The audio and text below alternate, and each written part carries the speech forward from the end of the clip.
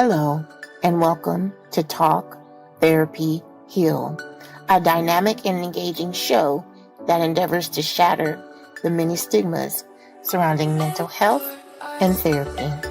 Talk, Therapy, Heal is a collective of licensed counselors, therapists, and life coaches unique in areas of specialization, expertise, and experience. Through the art of curated, genuine, compassionate conversation, we get to the deep things. We are so excited you chose to begin your healing journey with us. Tune in to Talk, Therapy, Heal.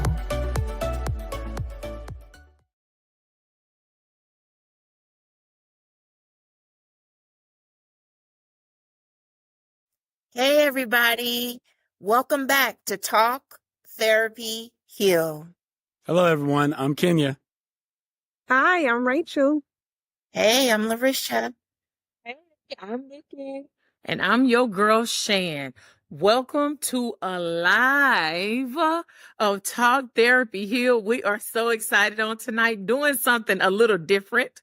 As you can see, we are going to speak about a topic tonight that hits home for many. The name of this episode, or the topic that we're going to have on tonight, is He Fired the Shot. We all were hit. So for a lot of people, we have to understand when you go deeper into that was just said, we're going to be talking about suicide. And so with that, I want to be able to give you a few suicide statistics so it kind of brings home the magnitude of suicide and how it hits us not only here in the United States, but also around the world. So I want to start off in 2022. Over 49,000 individuals died by suicide in the United States alone. And each year, on average, over 800,000 individuals die by suicide worldwide. Suicide is one of the 10th leading causes of death in the United States. And for individuals in the age of 10 to 64, it's in the top 9 of those 10. And it is the second leading cause of death for individuals in the age of 10 to 14 and 25 to 34. I'm going to say that once again. The second leading cause of death for individuals in the age of 10 to 14. 10 to 14. And the youngest person on record to have died by suicide that has been confirmed has been 6 years old. So, ladies and gentlemen, as we're going into this topic, please understand suicide is a serious problem that we have here in the United States. And what we want to do here with Talk.Therapy.Heal is bring into this discussion ways that we can help prevent suicide, help those individuals that may be at risk, and lead them to the proper resources so people have an opportunity to live the fullest life that they possibly can. Wow.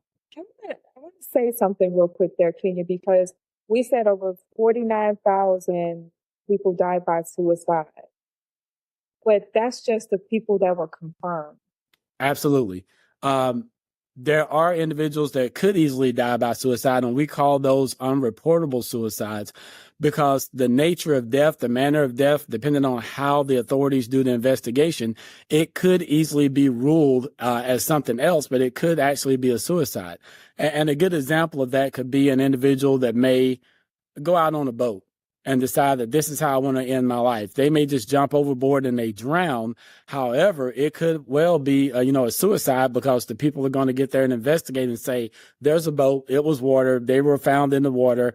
And it's easy to conclude that it was a drowning, but it could actually be a suicide, depending on if that person leaves a message or not.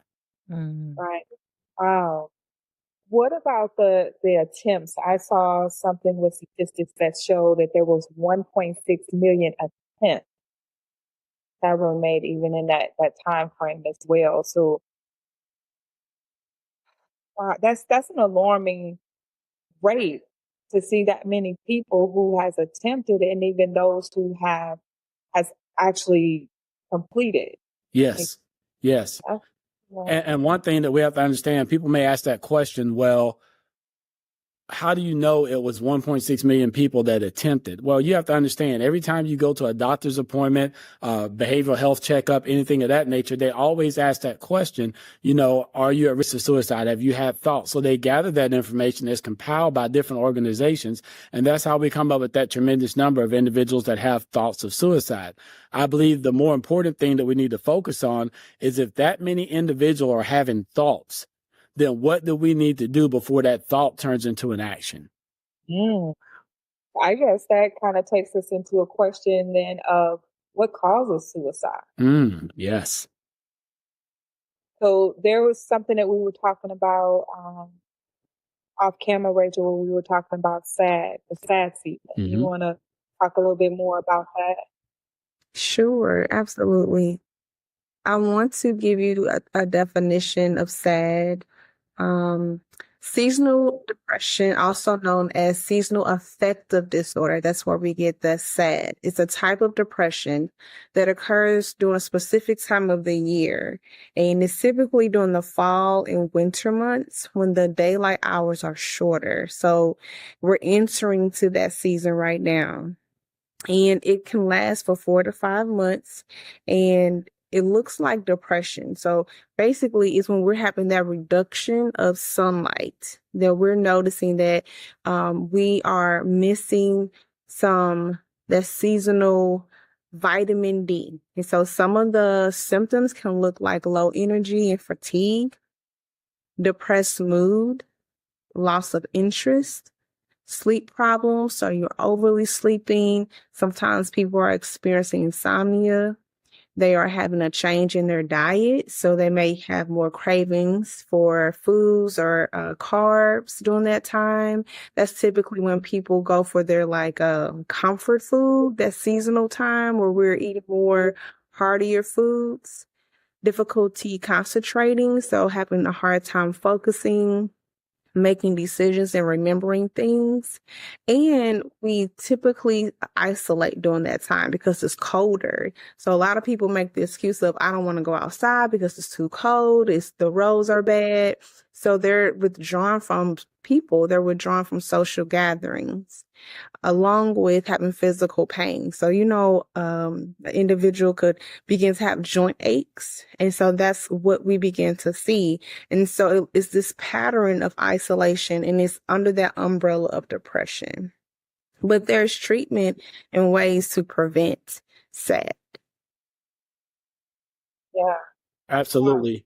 And to kind of tag off what Rachel was saying, statistics show that states that have less sunshine tend to have more suicide rates per 100,000. That's what we call per capita. So states like Florida, when you move up north to Montana, North Dakota, South Dakota, all of those colder states that have that less amount of sunlight, and just like Rachel was saying, where people are shut in, they're not getting out as much, and they're being affected by the season, like the long days of sunlight in Alaska, and then there's so much darkness there that they're in. It definitely is a factor that plays a part in individuals that make the decision to suicide. Yeah. Wow. So what I hear us saying is that what causes suicide can be mostly from a mental illness perspective. When I was doing research, it said that 90% of people who died by suicide was suffering from some form of mental illness.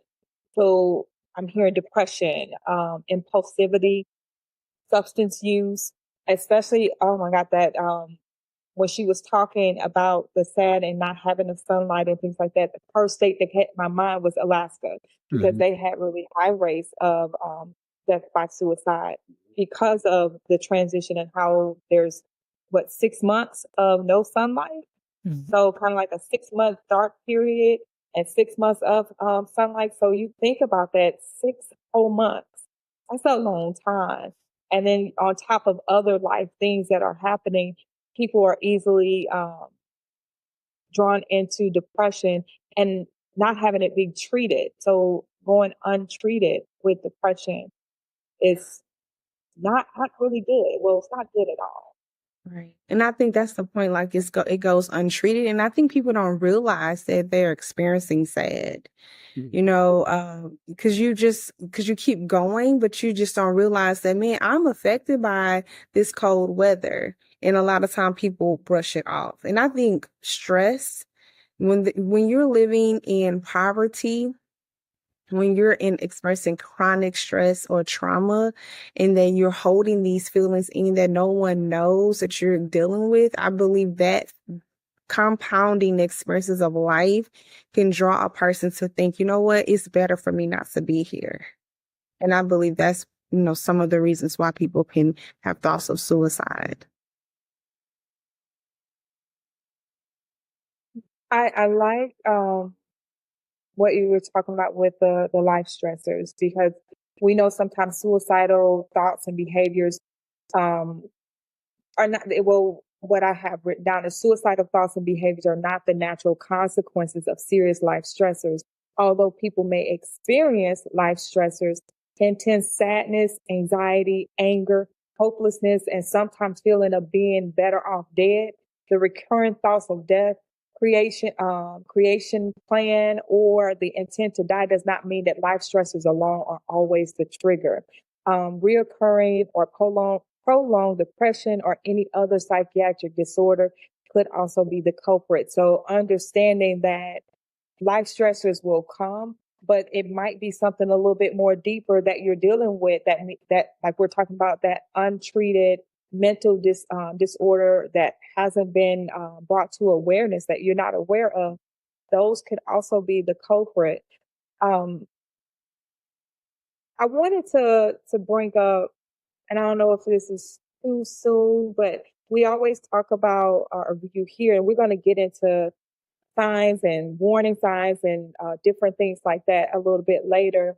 But when we talk about suicide, or when people are talking about suicide, they typically go to the thought, you know, you made a permanent decision on a temporary situation. And that's not always the case. So they said while suicidal crises are usually temporary, but what may be seem temporary to you may not be temporary to the person experiencing the crisis, right? So while we may be on the outside looking in saying that this life stressor shouldn't be this hard to you, we can't know what the person is actually experiencing themselves. Like, we don't know all the backstory to it to be judging about what they should or should not be feeling. Absolutely. And I was so glad that you brought that up, Nikki. One of the things that we have to understand is that we all have this thing called perception. The way that I see something may not necessarily be the way that you see it. So I could go through a divorce and baby, don't hit me. If I do backflips and say, hey, I'm back out there again, I'm going to live my life. That's one person's perception of what divorce is like for them. For someone else, I just lost everything. I lost my wife. I lost my kids. I lost money from my bank account. I no longer own a home. How am I going to make this? And so people can have the same issue, but still feel completely different about it. And for some individuals, it may lead them to having thoughts of suicide based on how they perceive how good or bad things are going for them. Mm-hmm. Absolutely. Absolutely. Wow. Anybody, I want to take not just a little turn. You have anything to say, Larissa, before I take a little turn? Yeah, I was just going to add on to that. Chronic conditions, Yes. terminal conditions, medical conditions, also add to, even though it's a stressor, it could quite possibly become a thought and turning into an attempt. Yes. And that's the thing. We're talking about, I think where we are right now is more of your older crowd.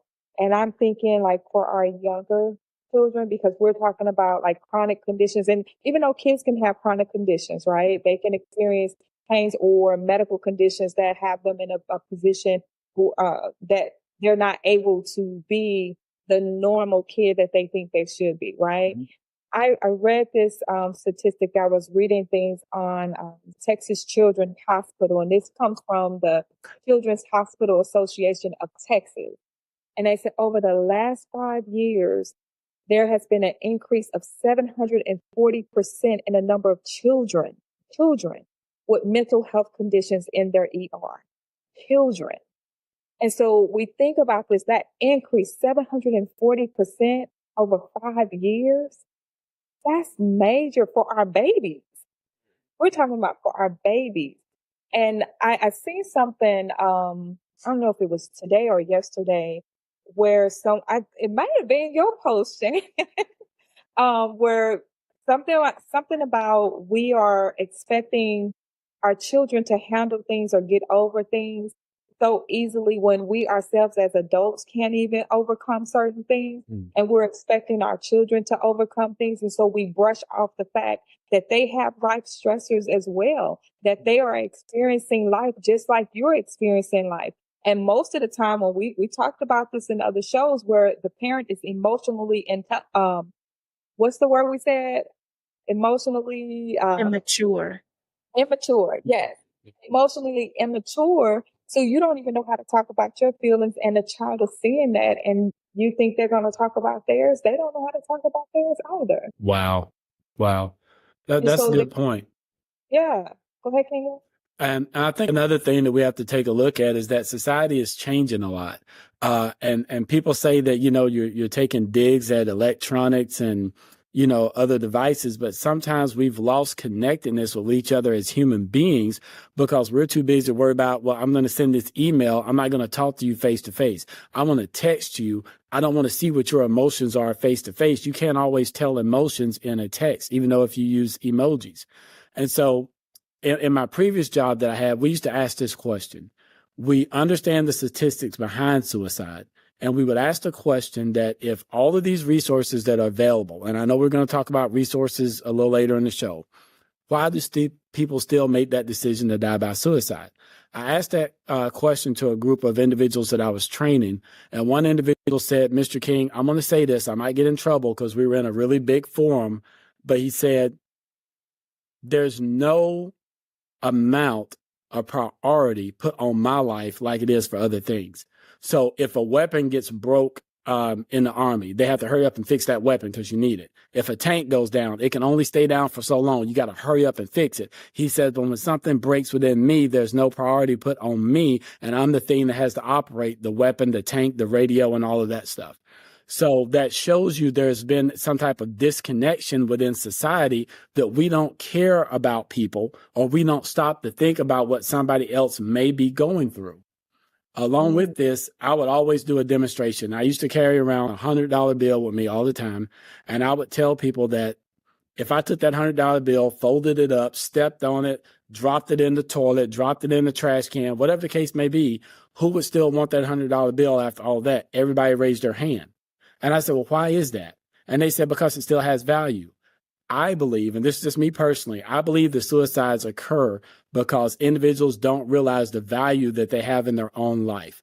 So we will take a piece of paper that somebody has printed some money on and tell us that it has value no matter what you do to it. But then when we have something that goes on in our life, then all of a sudden the value declines. We treat ourselves like cars. The minute we drive off the lot, we're losing X amount of dollars, X amount of percent. Just because you go through something in life doesn't mean that you're less than. What determines, your life in a sense is how you bounce back from adversity. And I think a part of reducing suicides is teaching people how to build resilience, but also teaching people that just because a person has a downfall doesn't mean they're beneath you. Treat them as a human being and not as an object. And we may start to see a turnaround in people deciding to live instead of making the decision to suicide. Mm-hmm. So what I hear you say is suicide is preventable. Absolutely. Absolutely. What do the rest of y'all think about that? I mean, because we're saying this big thing that happens when people actually experience it, they never fully understand it when it happens.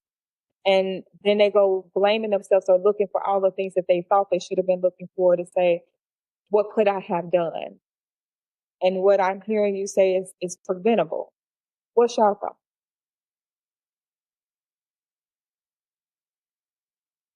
It's preventable. I was just thinking about a personal experience. When I was younger, I had thoughts of suicide. And as a child, it's because there were so many things that was happening, right? That I saw going on within my family, within my parents' relationship, within the way we lived.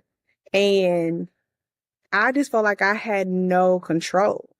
So for a child, it's preventative if the caregivers and the adults paid attention. And for me, I remember specifically that day that I was considering it. And I really do believe it was God who sent my mother into my room, because I was a kid that was a loner. And I was just sitting at my vanity, right? And I was just contemplating because it was just so much happening. But my mom just so happened to come in. And she was like, "What are you doing?" And I told her. So I think it is preventative. I know it is preventative because I'm here today. If we pay attention, if caregivers pay attention, if family members listen, if teachers are noticing signs, if mates are checking in, like truly checking in on their spouses, right? Not just living as roommates, but truly checking in with their mental health, how they're living their living spaces. Yes, it is highly preventative if we pay attention. Yeah. I think that goes back to what Kenya was saying in regards to connectedness. You know what I mean? It really starts like within the family. You know what I mean? But if there's that trauma, if there's those stressors, if there's, you know what I mean, those mitigating circumstances that cause the breakdown in connection, then of course the prevention is not, you know what I mean, applicable in that time. But getting back to the root of connection, I think is important. Yeah. You got anything to add, Sharon? No, I was definitely, I'm not going to say no, I don't have anything to add. I do, but I'm definitely in agreement with what everyone said. That is very important. And I'm listening to all of you, speaking and going back to what you were saying, the statistics about children. And, working with children for years in many different areas in church, specifically in the community, just listening to children talk and speak to each other, teenagers. It's like just what you said about that meme earlier, Nikki. I don't know where, and I'm not going to blame it on the adults, but the disconnect from the adults to the children, I don't understand where that disconnect is. So they feel like they are closer. I remember not too long ago, there was a movie. I don't know if you all remember it. And it had something to do with like a suicide pact. Do y'all remember that?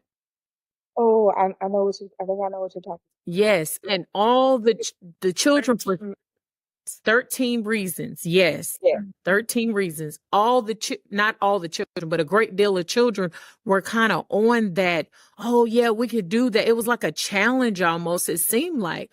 But then when I set up and I think, when it comes to parents and you have children, and don't want to blame you. So let me say this, if there is a parent or parents out there that you're wrestling right now, you're trying to understand, like, what is the reason that my child did this? I don't understand. I know some of the things that I've heard from children personally who have thought about it is they don't feel like their parents care. They feel like their parents are too busy. Or they hear and listen to how their parents talk about life and stress and all those things. So they don't want to be an additional burden, especially if it's low income, and not to say those are the only ones, because you have people who have money that their children will, take their lives. So I don't want to, lessen it to income, but that's just who I heard. I don't want to be an additional burden on my parent. There is already 4 or 5 of us. So if we as parents, regardless, if we could just take that time, and Rachel always say this on Talk.Therapy.Heal, and just pause. Yeah. Because what I've kind of heard on the opposite side of that is a lot of parents whose children have decided to go through in suicide with so much regret. I was going after this job. My child was trying to talk to me, but I told them later, this, that, and the other. One of the things that we had mentioned is about, on a show, being in your devices, always being in your devices when your child is coming and they're trying to. So yes, it's preventable. Parents. We could put those devices down. We could stop paying attention to that, whatever, working after hours on your computer. Cause I know I used to be guilty of this. It is preventable. Stop and take the time to listen. Stop. And even with your spouses, if they're trying to talk to you and they've been trying to speak to you for a week, just stop and listen to their heart, because maybe it's something they're trying to get out. So yes, I definitely agree that it is preventable, but we definitely have to get back to connecting, just like we've mentioned. Absolutely. And I think a part of the prevention aspect is becoming more knowledgeable, becoming trained in the area of suicide prevention, to not only understand what the risk factors are, but what are the warning signs that you look for. And then on top of that, how do I intervene? How do I intercede with this individual that may be having those thoughts, so that we can develop some type of safe plan and then move them on to the higher level of care that individual may need. I want to take a minute and paint a picture for you all. Because as you guys were talking about children, that really spoke to me, because I've dealt with that a lot. I've did a lot of work with children with suicide prevention in the community. Imagine a child that keeps constantly hearing the parents arguing. And then in the midst of this argument one day, after all these other arguments that have happened, the D word comes up, divorce. And so now that child figures, well, mom and dad is arguing. I keep hearing my name come up. It must be because of me. And so I love my parents enough that I don't want to see them divorced. So if I take my life, maybe that will make them sad enough to stay together, because when they're sad when I'm gone, they'll cry. When they cry, somebody needs a hug. When someone needs a hug, they'll lean on each other. They'll love each other. Maybe they'll get back together. And even though I'm gone, my parents are still happy. And so that leads me to this. A lot of people will say that people that die by suicide are selfish. That is not always the case, because sometimes they're thinking in their mind, people are better off without me.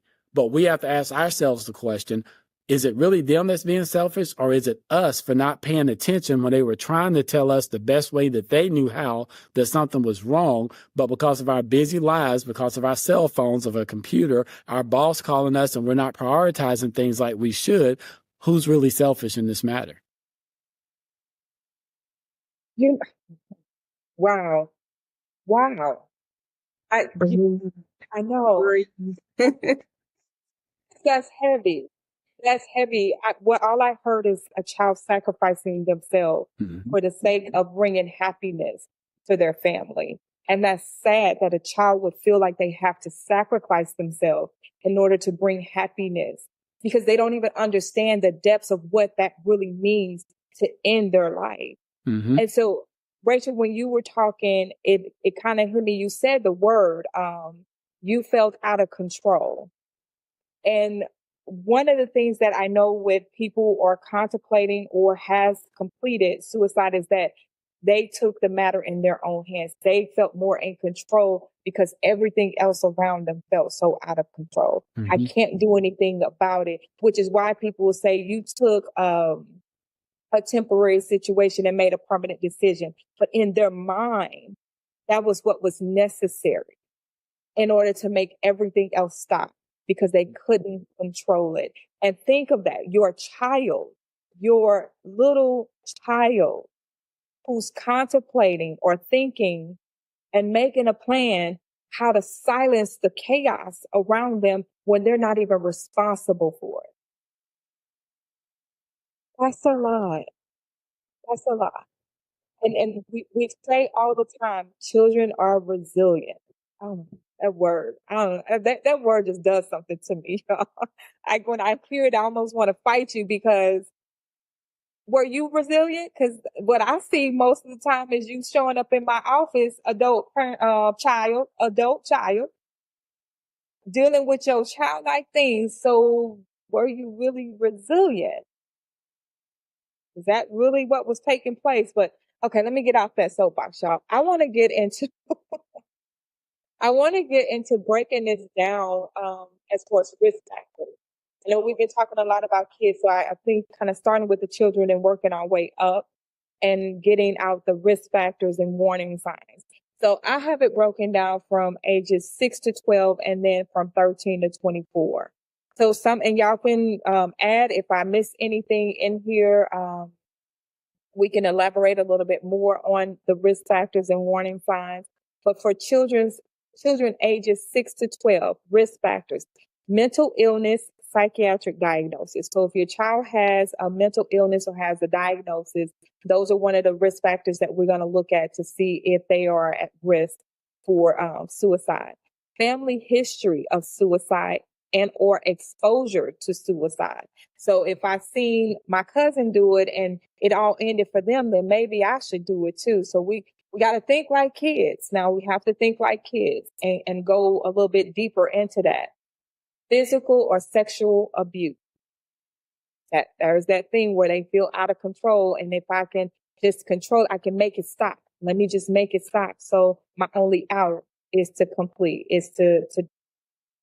unalive myself. Losses. So you have people who are children who have experienced losses, especially with parents. I always tell people, if your child has experienced a loss, put them in therapy. They need to talk to someone. They need to process this death, because most of the time, and we've talked about this on previous shows, where death wasn't or isn't something that's really talked about in our communities, in the Black and brown communities. And so a lot of people don't understand it, and children are forced to go to funerals and have no idea what is happening. No one is explaining to them what is taking place. And so they're left to their own devices to try to figure out what this actually means. And so if they left and went to be with God, then maybe I should too. So let me figure out how to get to where they are, especially if that loss is really close to them. Aggressive behavior, impulsivity, lack of social support and isolation, poor coping skills, access to ways of harming themselves, like guns, knives, drugs, razors, ropes, anything you could think, belts, difficulties in dealing with sexual orientation, huge one, especially in our society today. So many children are confused, and because everybody is so wrapped up in embracing it all, instead of talking to children about what's really taking place, kids are even more confused about what they should be doing and what they shouldn't be doing. Physical illnesses, we talked about that a little bit earlier, where you have the medical conditions that are outside of your control, but you know you're different in some way. Family disruptions, we talked about that. Divorces or problems with the law, parents in and out of prison, parents splitting up, fighting all the time, traumatic events, all sorts of things. Am I missing anything for risk factors in the age group of 6 to 12? Okay. So what's our warning? I would say one. I don't know. Maybe I missed it, but did you mention bullying? I did not. Bullying is one of those risk factors where they feel like, that pressure, being afraid of, a classmate or peer, being bullied. So being tormented on social media and also in person. So being bullied, that's one major risk factor for children. And I would agree with what Rachel says, but I think we need to flip that and look at it from both perspectives. Yes, that individual that is being bullied may be susceptible to suicide, but what about the bullier, the person that's doing the bullying? What makes that individual have to turn to try to pick on someone else, fight something else? Are they trying to draw attention to themselves so somebody will have a conversation? Is something going on wrong in their family and they're lashing out? So we can't just focus on the people being bullied. That's not right. We'll agree with that. But the person that's doing the bullying, there may be something off about that as well. And then we also have to take a look for a lot of individuals with children that move a lot. from school to school, especially in the military. They're going from the statesides to overseas and God knows wherever. That can be a risk factor as well, because they feel like they are losing everything that they just worked to build up. I had all my friends here, and now all of a sudden, because my dad has this job, I have to move and lose all of that. So they lose a sense of belonging. They lose a sense of connectedness, because every time they move, they have to start over again. Yeah. Yeah. Wow. Yeah. Definitely can put that under that category of losses, right? So transition, you feel like you're losing something.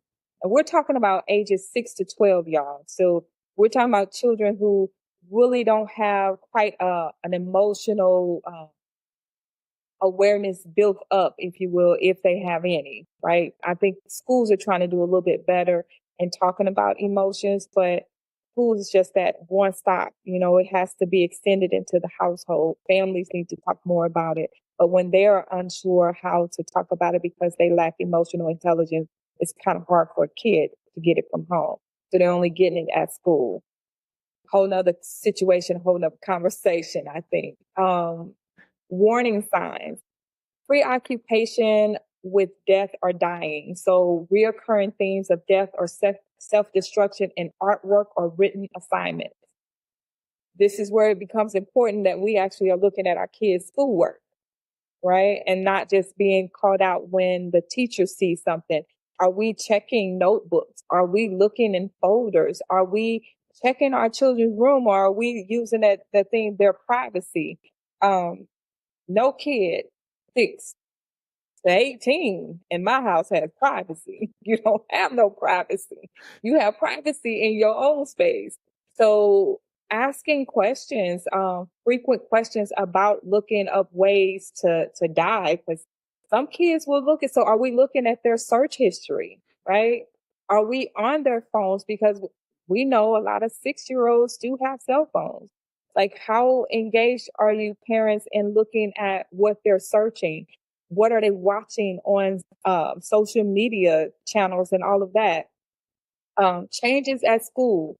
So dropping their academic performance, refusal to go to school, lack of interest in school. These are all warning signs. Why don't your kid want to go to school? Especially if they were a kid who loved school. Why don't they want to go anymore? Something has changed, and we need to ask questions. Not caring about activities that used to matter. These are warning signs, you all. Social withdrawal from family, friends, sports, or social activities. They don't want to do anything. They don't want to go. We talked about isolation. So isolating themselves from others. Intense sadness and or hopelessness. So no hope for the future. You ask them about what they want to be. I don't care. I don't want to be anything. I don't want to be here. Things like that. We have to pay attention. Can't laugh that off because there's nothing funny about it.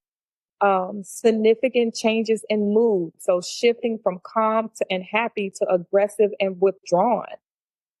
Kids have, and some people kind of laugh it off and say, my kid is moody. We might want to look into that. Why they're moody. You talked about this, Rachel. Are they being bullied at school or home? Mm. Kids can be bullied at home. Parents can be bullies to their children, probably because they're being bullied at home. And so they in turn turn that around onto the kids. But we'll get to y'all in a minute, though. Sleep disturbances. Either they're not sleeping or they're staying awake all night and then have to go to school. Giving away their favorite possessions, or tell family or friends who should get their favorite possession. So if something were to happen to me, give this to such and such. Why are we giving away your favorite thing?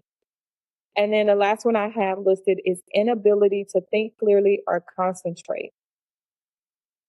Those are some warning signs. Did I miss anything? One that I would say, Nikki, that a lot of people miss, you spoke about an individual that had mood swings, and we'll say that a person was happy and then they're just always sad all the time. The one sign that we normally miss a lot is that person who is really sad and then all of a sudden they become really happy. Yes. And Yeah. one of the reasons for that is because that individual may be thinking about suicide as an option. And because they haven't got the help that they may need, no one has tried to offer them any assistance, no one has talked to them, then they say, you know what, I'm okay with this. I was sad. I was down in the dumps. I'm toiling with this over and over again. And now I made my decision and I'm perfectly fine with it. And I think that's one of the things we have to take a look at is don't just go off the fact that a person is happy and then go sad. Look at it the other way around. Mood changes go both ways. And when we see that, the appropriate thing to do is just talk to people about it. And I think we're missing out on that part because we are afraid to talk about suicide because everybody has this belief that if I say something to my child about it, they're going to go do it. And statistics show that's not the case. If you present it to a child, talk to them about it, get their feelings and make them a part of the conversation, you could sway them away from it then instead of pushing them closer to it. So one of those myths debunked. Absolutely. Talking about it is not going to place the thought. Yeah. Anybody got anything else to add on that before we go to teens and young adults? Okay. So suicide in teens between the ages of 15 and 24 years old, we said earlier with the statistics, the third leading cause of death. Gay and lesbian teens are 3 times more likely to attempt suicide. They got a whole nother thing going on. And I even taking it back because now you have kids who are age 6 to 12 who are wrestling with being gay or a lesbian. That's a lot to carry at such a young age. Whole nother show.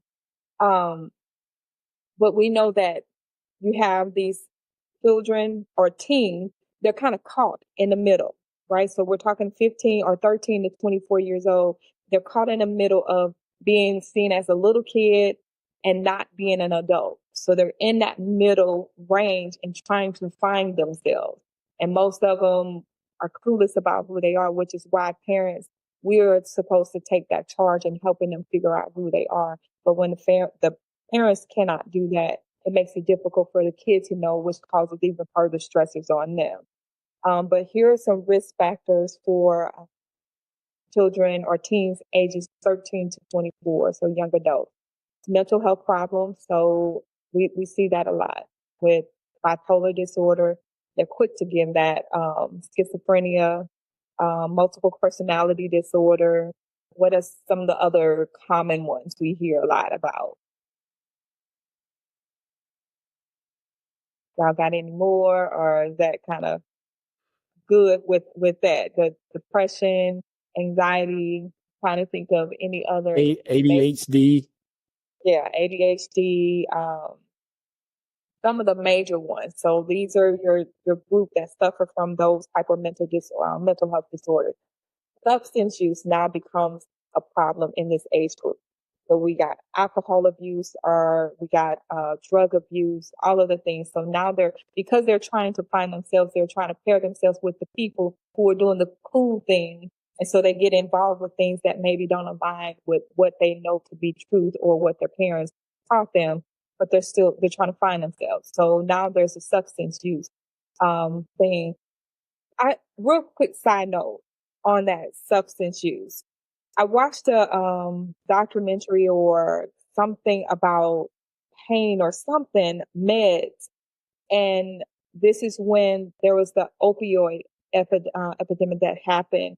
And to watch how many teenagers who were abusing this drug because the doctors were easily or so freely prescribing it to them, they were getting addicted and just, oh my God, transform them from being a teen who was maybe playing sports to someone who's now getting high every single day and overdosing, parents finding their children in the front yard dead from an overdose. That's a whole nother thing. Yeah, I'm not even gonna go there. Chronic illness or pain, prolonged stress, because again, we come to understand that kids can be stressed. Previous suicide attempt, someone you know has committed suicide, exposure to graphic or sensationalized accounts of suicide. We see that all the time on TV. Stressful life events, death, divorce, unwanted pregnancy, loss, family history of suicide, and then access to deadly means, so guns and drugs, etc. Am I missing anything? I know one of the things that come to my mind, and I know it was kind of like, I'm not going to say a thing, but in this age group, sexting. And so once that has taken place, then, and it's got out and it got around the school and all the things like that, then the person is embarrassed and usually think, in order for me to kind of like not have to deal with this embarrassment or the way that I feel, people judging me, and things like that, I'll just go ahead and take my life. And so it was something that was mentioned earlier, which, of course, as a therapist, I'm going to say is very important.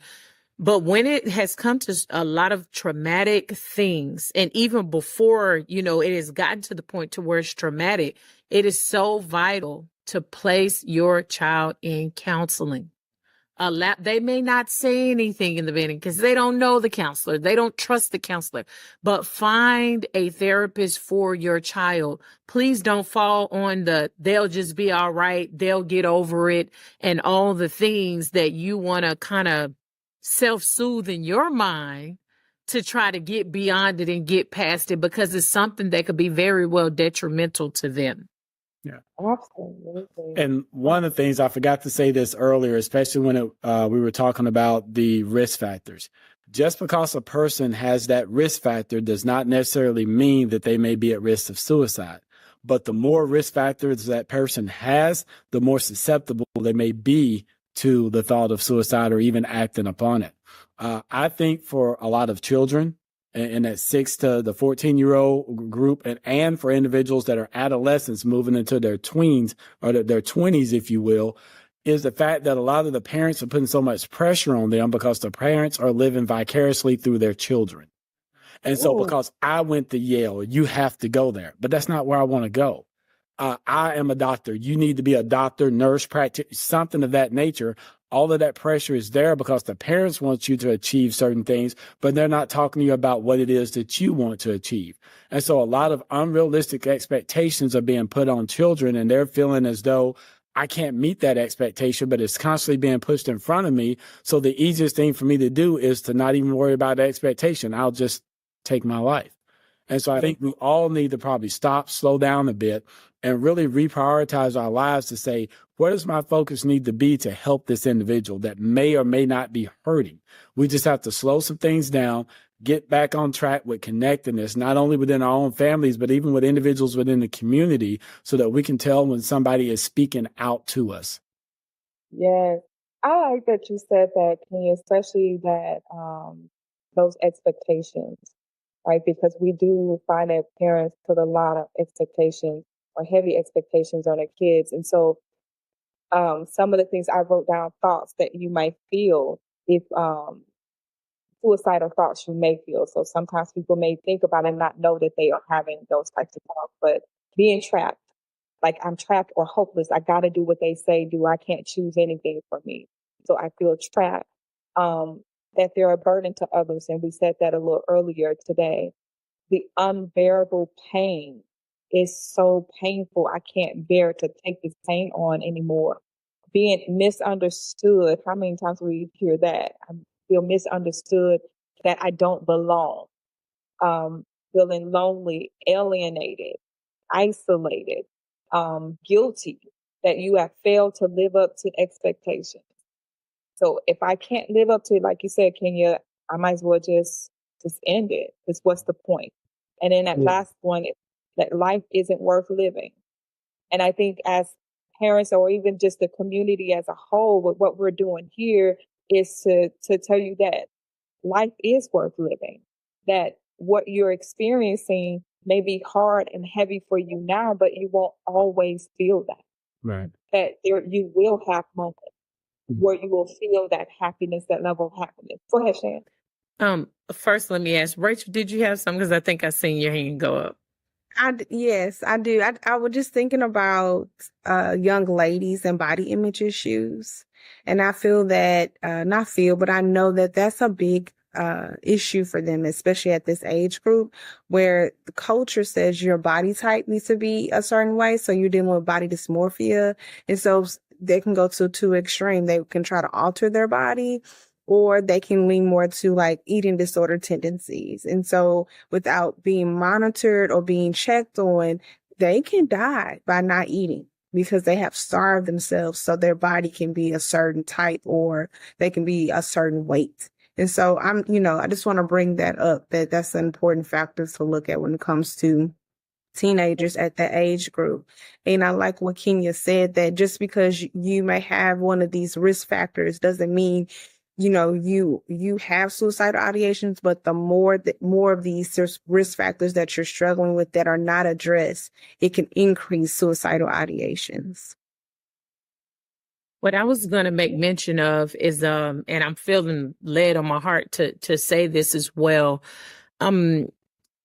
We are speaking about the different groups, especially when it comes to teens. One group that I definitely do not want to leave out, because I've worked with the teens in different ministries, the church.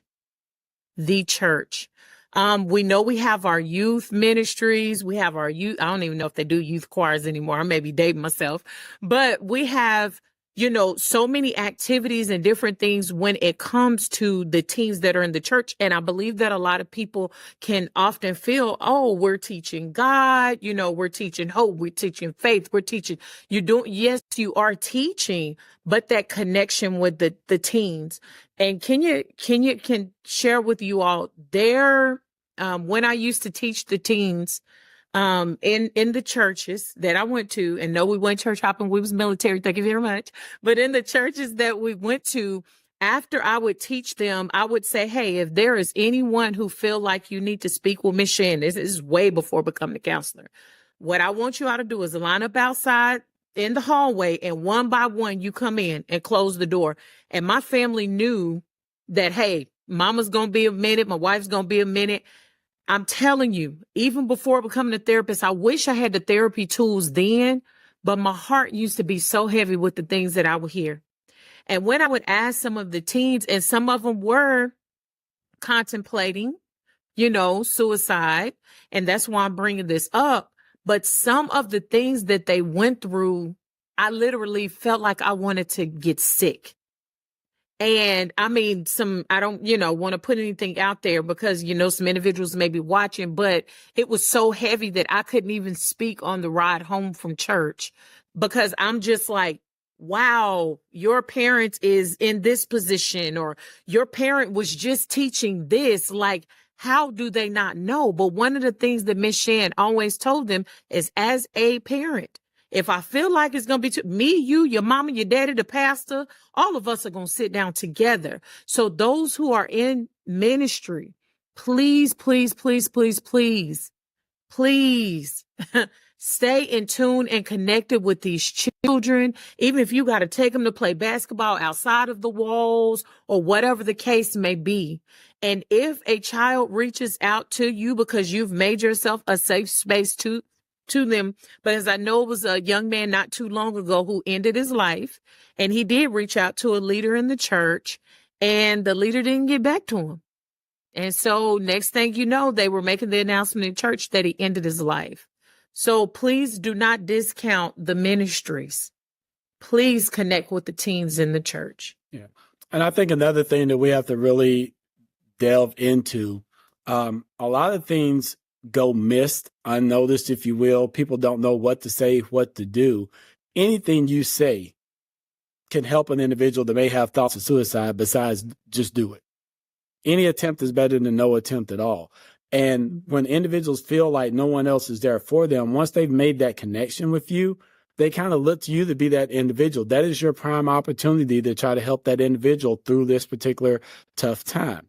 Now, with that being said, life and death are in the power of the tongue, and those that love it shall eat the fruit thereof. a lot of people are pushed towards suicide because of the things they constantly hear on a regular basis that's pushing them towards death instead of pulling them towards life. And when I do my presentation sometime in classes, I always tell people this. I ask people, how many of y'all brush your teeth this morning? Everybody raise their hand. And I asked them, how many times have you ever squeezed out too much toothpaste? And most time everybody raises their hand. And I said, have you ever tried to put the toothpaste back in the tube after you squeeze too much out? And they said, that's not possible. I said, the same thing goes with your words. Because so many times we say negative things to people and we think, well, and I'm sorry and all that's going to be okay. Well, the damage is done because it's already out and you can't force it back in. So we have to do a better job of talking to individuals, relaying love, relaying hope, instead of really just spewing out all the negativity, because some people are already full of that. They need somebody to fill them up with something positive to give them to strive towards making the decision to live. I just hear like the simplistic power of saying, I'm here to listen. Tell me what's on your heart. Mm-hmm. No judgment, because that's what I'm hearing is taking place, that there's judgment and people are afraid when they know that they're going to be judged. Mm-hmm. So we have to create a safe space for it. And I'm not picking on churches or anything like that, but when we are coming, I think so many times, not all churches, because some I think do an excellent job at reaching out to the children in the church as well as the adults. But we have to take off the title. Take off the title and just be the human so that people feel close or feel open enough to come to us. Because when they see the title, if everything is always about your title, they're going to feel judged and they're not going to feel like they can live up to or stand up to what you believe they should be doing. So I'll just keep it to myself. And that's not who God called you to be. He didn't give you a title for you to flaunt it. He gave you a title because, well, it wasn't even really the title. You were called to a position. And being called to a position meant that you held everything that God said you were supposed to have in that particular position to be able to reach his children. Not for you to flaunt a title. It's for you to reach his children. Are you using your gifts to uplift and encourage God's people? Or are you using your title to beat them down and condemn them? We have to do better as a people in general. I just think about on social media, just how quick people are to cancel someone. Like so quick, you do something and you're canceled. I think someone showed or put a post up about Omarosa. She has sister lots. Now, I don't know if this is a current picture or whatever. I think she was at the DNC. And they was like, no, we ain't accepting her back. She lost her black card a long time ago because of what she did. Send her back over there to the Republicans. I'm like, my God, she's human. She's human. And just think of that. If she was a weak person, and who knows what her inner thoughts are. But if she wasn't strong enough to withhold all of the negativity that and the judgment that comes her way, how quickly, like you said, we can push them right into suicide. That's sad. As a people, we're supposed to love, not judge. So that simple statement, I'm here to listen. I'm here to listen. What do you have to say? Because most of the time, that's all people want is to be heard. Mm-hmm. I'm sitting up here like, Larisha, what do you have? She's always so quiet, but then when she come out, it's powerful and packed. Yeah. Well, being in the ministry,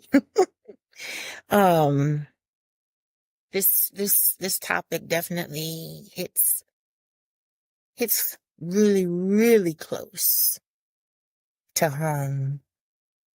But I'll just say, just being in the ministry, I mean, suicidal ideations are very real. You know what I mean? Are very real. And the individuals that experience them, they feel them within their bodies. They, you know what I mean? Think about them. They, mold them over consistently to, but in the church. In the church, we have the word, we have God, but I think it goes back to, I mean, Kenya, I probably keep on saying this, because my whole thing is like the family unit and system, but, it's the connectedness, you know what I mean, that we have is how we attach, you know what I mean, to one another. I mean, we could probably break this down into like the different types of attachment styles, but it's all about connectedness. You know what I mean? If we don't take the time to listen, if we don't take the time to really hear and understand, if we don't, you know what I mean, put ourselves in the space, and hopefully I'm not hitting on the myths right now on it, but if we don't put ourselves in the space to be open, you know what I mean, to make that connection with that individual, I mean, you know, it's not going to be prevented. Suicide is not going to be prevented. Yeah, I'll just stop there, but it's all about connectedness. Yeah. In teaching this, I would say to families, about open communication, about building trust, about reestablishing, a broken connection. I mean, it is so needed, you know, right now. It's so needed. I'm thinking back to like the pandemic, you know what I mean? And when I say this is close to home, it's like so close to home. During the pandemic, you know what I mean? Social connections, you know what I mean? Cut off. You know, our children were home in front of a screen. Social connections, you know what I mean? Time for, you know, different thoughts, time in front of, you know what I mean, the devices that we were speaking about. I mean, uh, this is heavy, y'all. It is. This is really, really heavy. It is. And we got to get to the heart of the thing, the root of the thing. Mhm. And we do that by establishing the connection. And so in establishing a connection, we know that we have to create that safe space, right? But then open dialogue. So how do we help those who may not know how to talk to people who they may feel is contemplating, right? So how do we help prepare them for those types of things? So one of the questions that I have, like asking open-ended questions. And one of the questions I wrote down is, can you tell me more about what you're going through? That's an open-ended question for whoever that you're talking to, or you may even think may be experiencing something. Hey, I'm here to listen. Again, that simple thing of I'm here to listen. What have you been going through? Tell me more about that. And so, and then the biggest part to that though, biggest part, because you know how we would ask the question, how you doing? And we don't wait for a response, or people give us an automatic response. And if they say it, we ain't really listening. So having empathetic listening and avoiding dismissive language. And language is not just words spoken out of your mouth, it's your body language as well. Don't dismiss people. If you're going to ask the question, intently listen. Listen. So what are some of the other strategies we can help people with when we're talking about connectedness, when we're talking about coming together as a community, or even as a family, to help them have the conversation? I think one of the things that we have to do is definitely try to reduce that stigma that's associated with suicide. It's always better to be proactive than being reactive.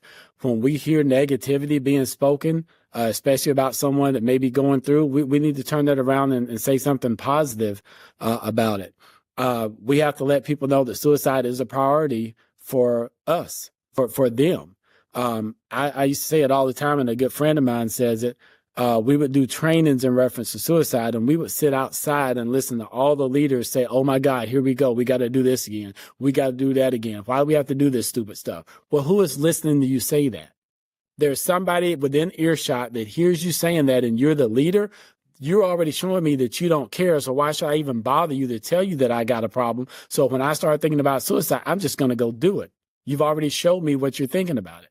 So we have to be aware of what we're putting out, the things that we're saying, the things that we're doing, because you never know when somebody else may be listening. I always mess this up, and I'm going to have to apologize to my buddy because he always tells me this. He says, every closed eye isn't sleep. Every howdy didn't just get there, and every goodbye isn't gone. So just because you think you walked out that door and that person is gone, you can start talking about them like a dog, but they're still right outside the door. They can still hear everything that you're saying. You got to be careful of the things that you're saying, the things that you're doing, because you don't know the impact that you're going to have on that individual. Along with that, if you ever get a chance, you really want to go deep into suicide and get a better understanding of it, look up the documentary, The Bridge, on YouTube.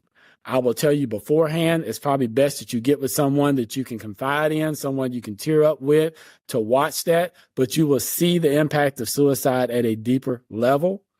And also Google a young man that I've worked with in the past. His name is Kevin Berthia.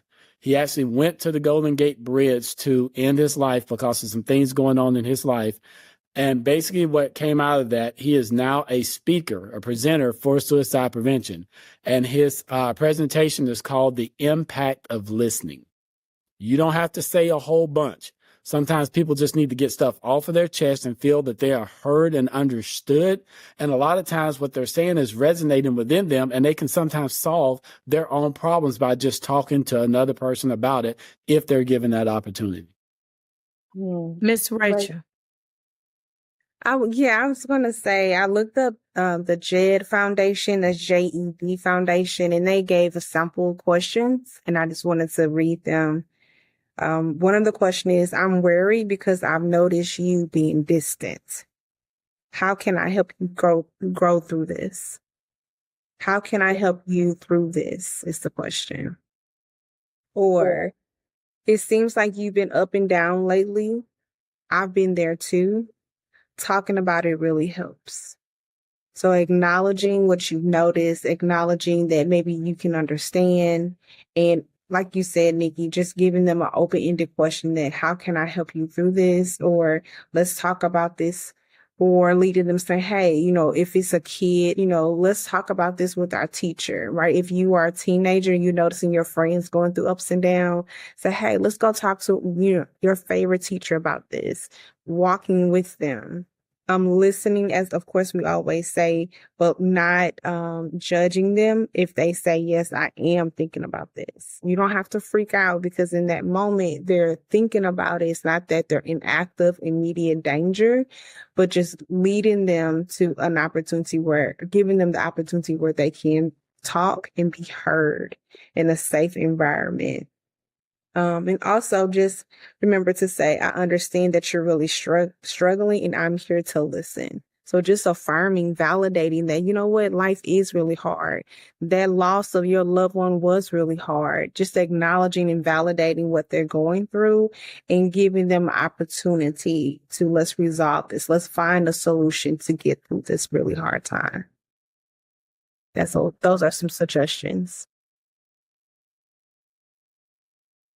Because what we aim to do here at Talk Therapy Heal is not just talk about the topic, y'all, but we want to help y'all.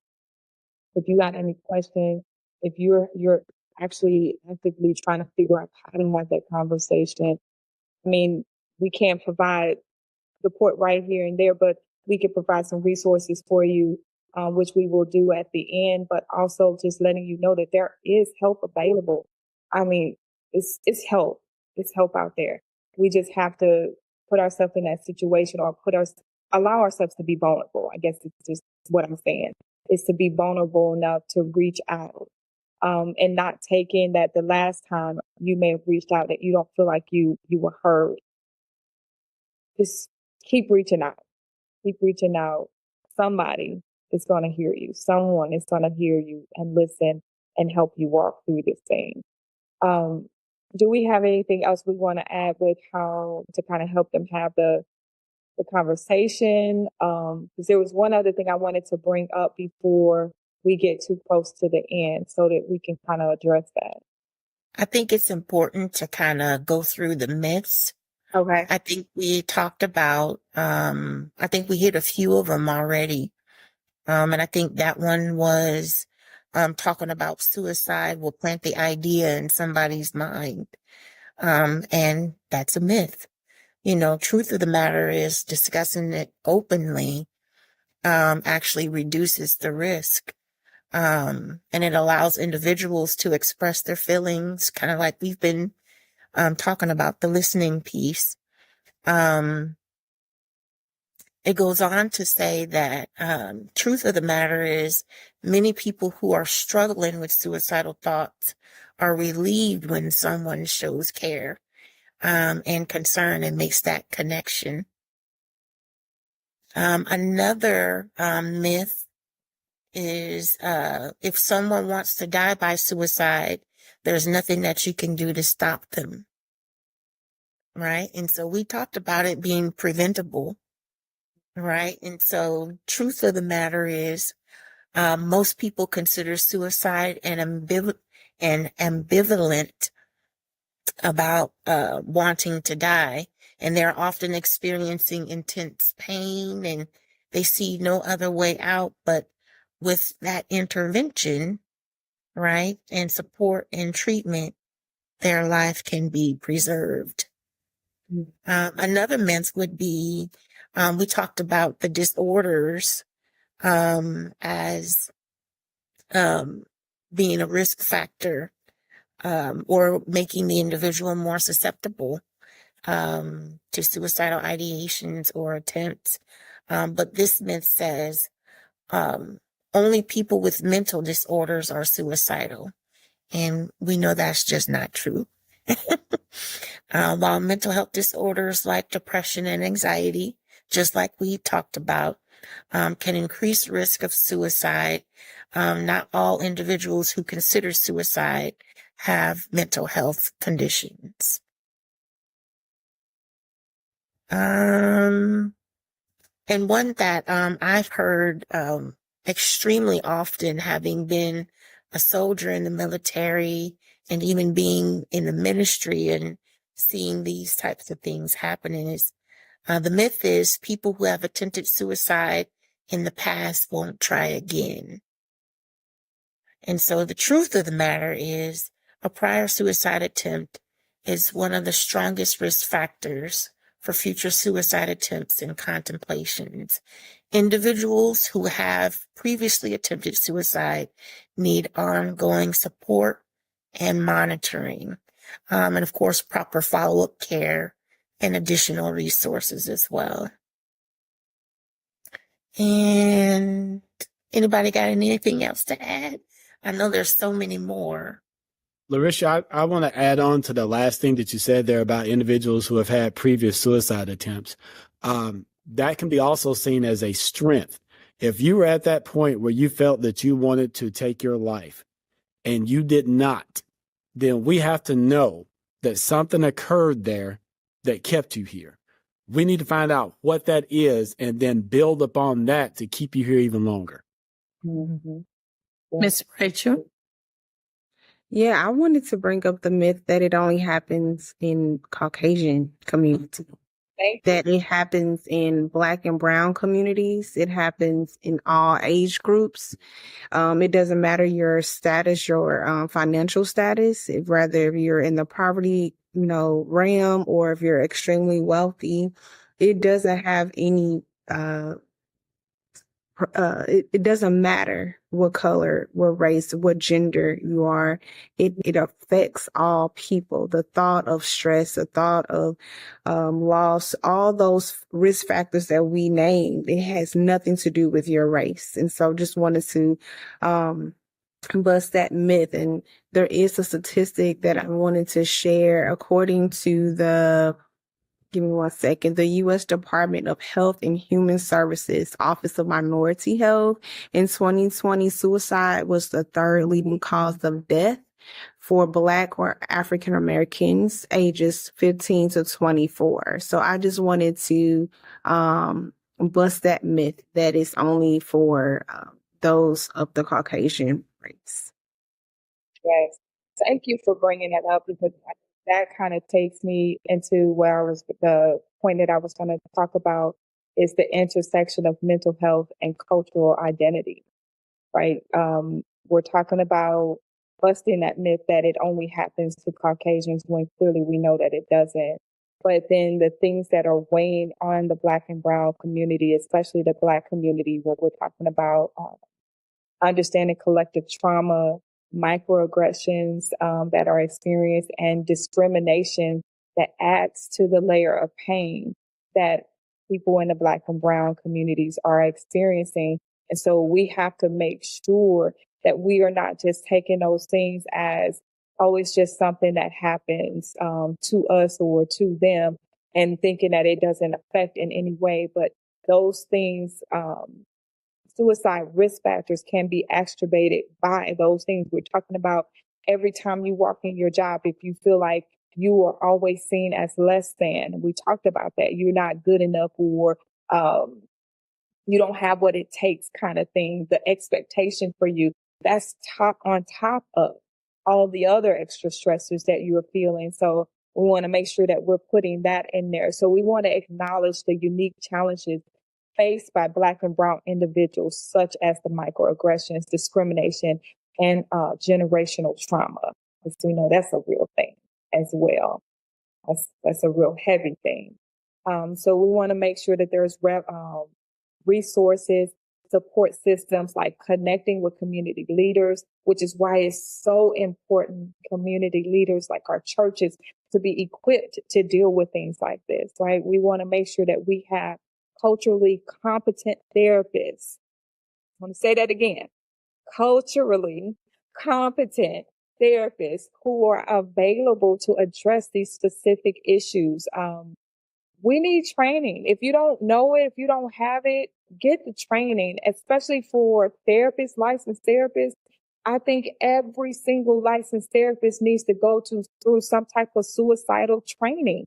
You need to learn how to recognize it for what it is, have preventative measures in place. Like, you need an in-depth course on how to handle that. That's something that I make sure I'm going to do every year, is to brush up on those skills, brush up on those things, because while we might not see it every day in our practices, it's out there. And who knows when you might come across it, and you want to be equipped. You don't want to be like, oh my God, what do I do with this? Because you having that simple ability to be present for somebody it can mean their life. It can mean their life. Go ahead, Shane. One of the things that I wanted to say, kind of tied into what you're saying too, especially since we were just speaking about myths, speaking to other licensed professionals that's under the mental health umbrella. I've witnessed it in watching suicide prevention being taught, and a lot of the licensed mental health professionals that come in there kind of had an air about, you can't tell me anything about suicide prevention because I'm a licensed clinical social worker. I'm a licensed professional counselor. I'm a licensed marriage and family therapist, and all the other alphabet that's under the umbrella. But it is a vast difference, because I know it opened up my mind when I went through a suicide prevention training for 2 days, like, whoa, oh my God. Because that's just like, okay, so we get taught and trained at a certain level because we are mental health professionals.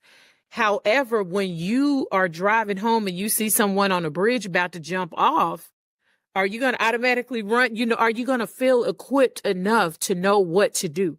Especially if, for example, myself, I'm used to dealing marriage, family, and children.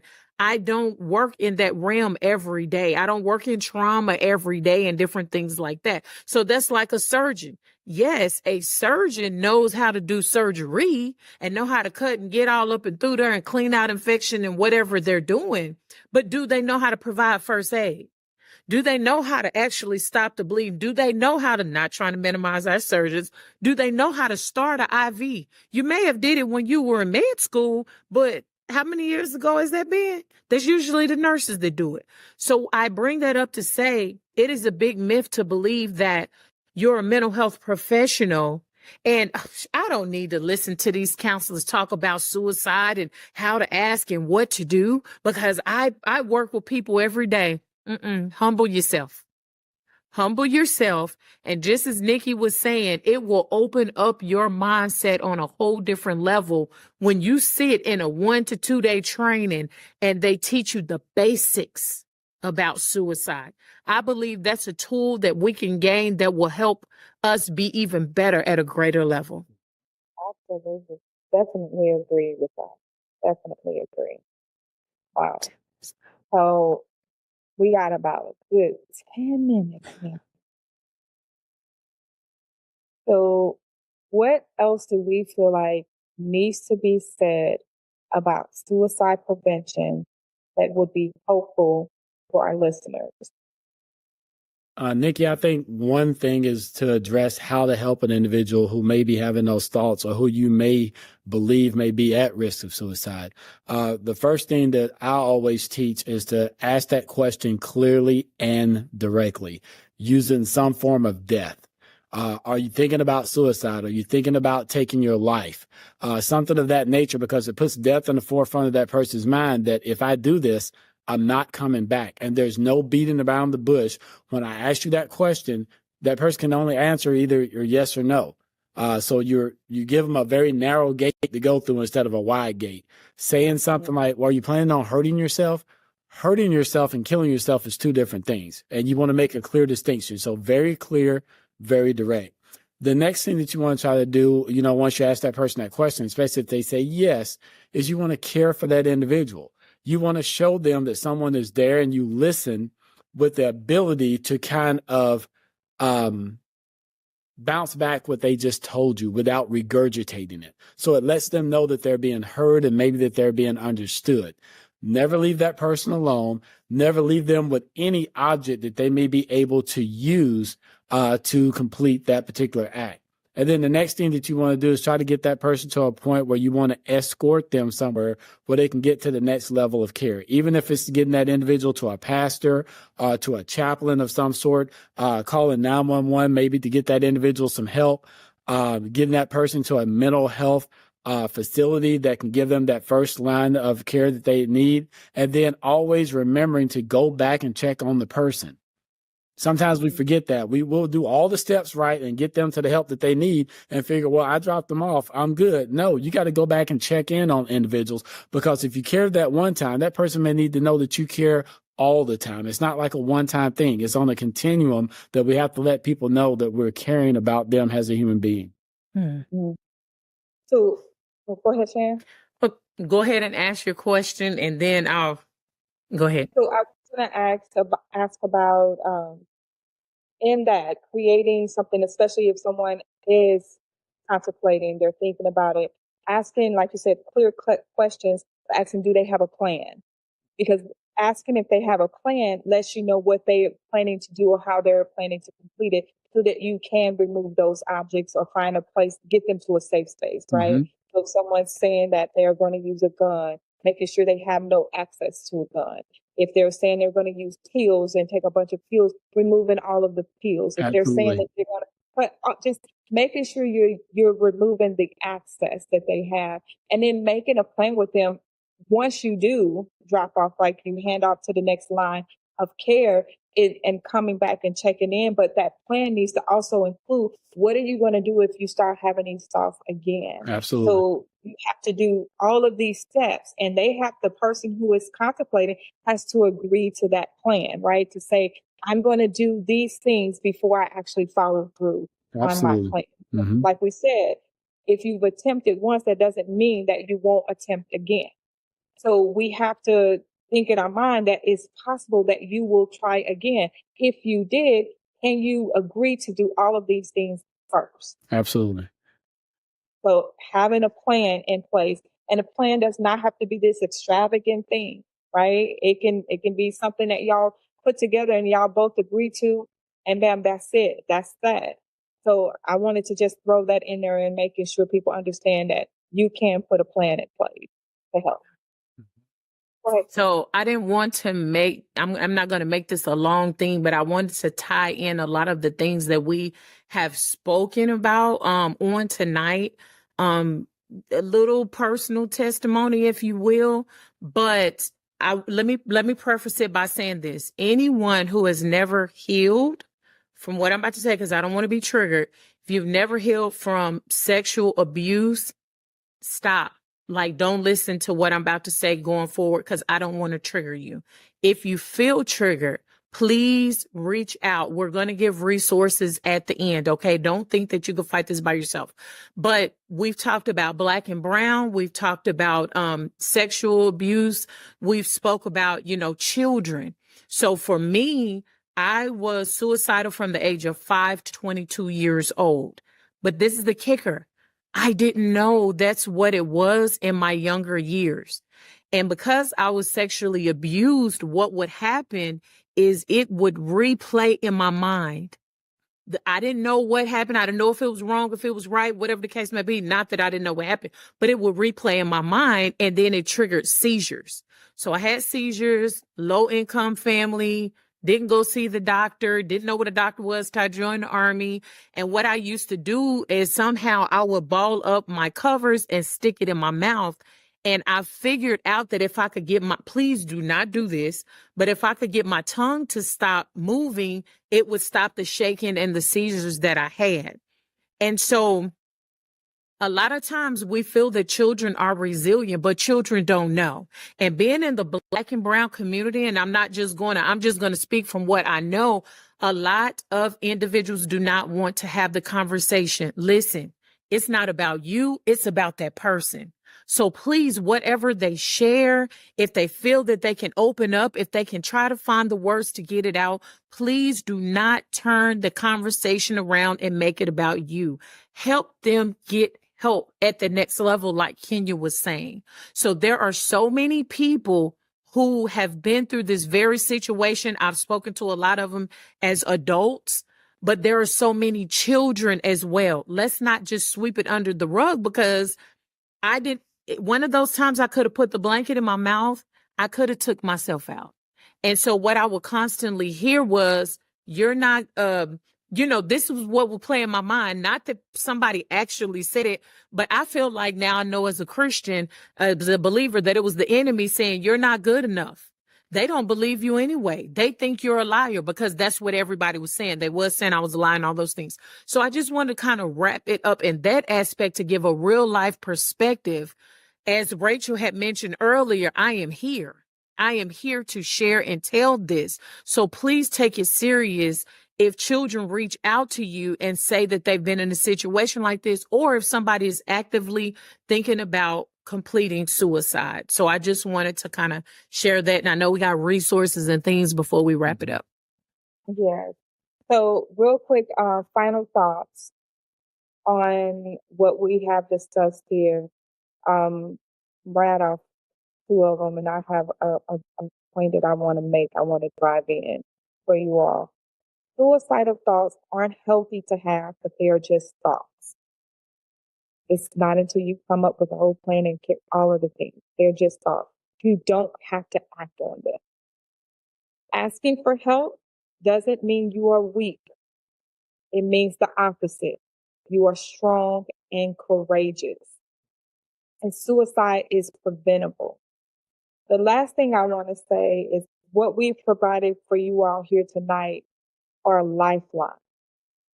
We have the power to create a culture of understanding and support within our communities.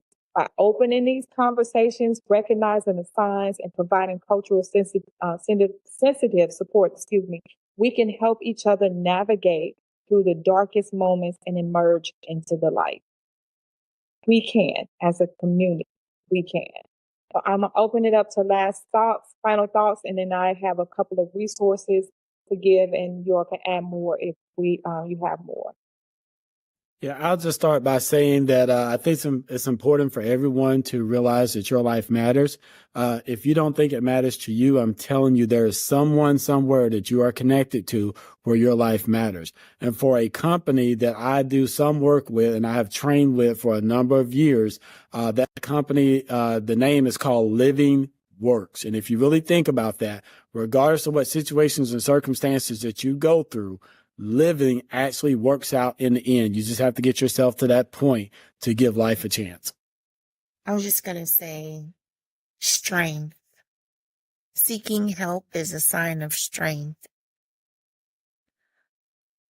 I was going to say, just pay attention. Pay attention to your children. Pay attention to those who your children are associated with. Notice what they're looking at. Look through their phones. You're not being untrusting of your children. You are keeping them safe. And so just pay attention. And I would say anyone who is currently, you listen to tonight's show, you've been having thoughts of suicide, and even, or if you have a plan, you feel like no one cares. That is not true. Your life is important. Get the help that you need. And I'm almost sure that you will have the supports to surround you to help you through it. So do not be embarrassed to reach out and get help. So those resources that we were talking about, one is the National Suicide Prevention Lifeline. That phone number is 800-273-8255, or you can text 741-741. They are open 24/7, 365, or 66 days of the year. They are always going to be there to help in any emergency that you have. Then you have the SAMHSA National Helpline. That's the Substance Abuse and Mental Health Services Administration. Their phone number is 800-662-4357. I had the Living Works suicide for suicide training listed on here, so I'm going to give that number. 888-733-5484. So that's for anyone who wants to take the suicide training. Again, that's Living Works for suicide training. 888-733-5484. Do we have any other resources we want to add on here? And of course, 911. 911. Nikki, a few years ago, they actually went and they tried to make it a little easier for individuals to remember that National Suicide Prevention Hotline number, the 1-800 numbers. And now they have actually shortened that down to a 988 number. And so regardless of which number you call, the 1-800-273-TALK or just 988, you will be put in contact with an individual on the other end of the line that can help you if you are having those thoughts of suicide. Yes. Thank you for that update. I totally forgot about that. And then I also wanted to say, in addition to those, as Nikki was saying, who desire to get trained, they do offer a 2-day training, 2-day course, which is amazing.